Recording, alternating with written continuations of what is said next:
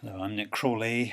Welcome to this short introduction to the little letter of 2 John at the end of the New Testament. One of the questions that the early church faced was what to do when the apostles died. And the last of the apostles to be alive was almost certainly John, and we reckon that he died somewhere in the mid AD 80s. It's about 50 years after Jesus' crucifixion and resurrection. And John was in Ephesus, and these little letters were written from the mother church in Ephesus to the satellite churches throughout what we would now call Western Turkey. They're written at the end of the apostolic era, and the questions facing the church then was how to define orthodoxy and how to devolve authority and power to the young churches that were springing up all throughout the Eastern Mediterranean.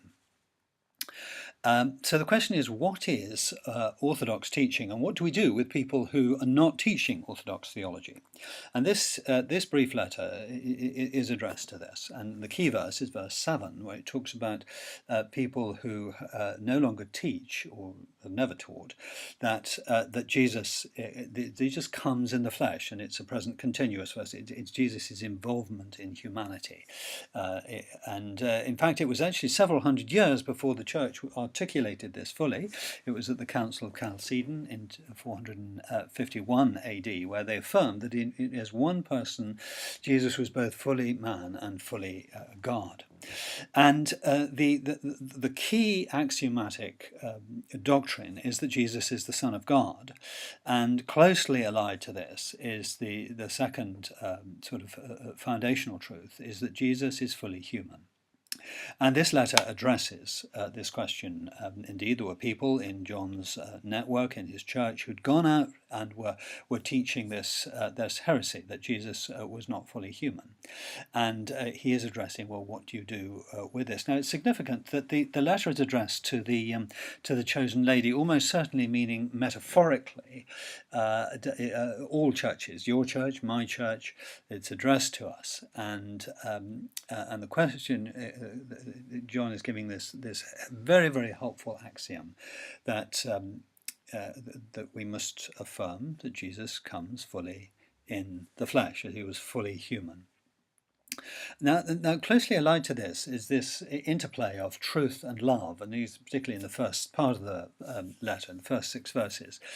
The Christian church is defined by the truth of what we believe, and the love, which is the way we respond, the way we live, and this is how you know who's a Christian, because they're defined by the truth, and they love one another.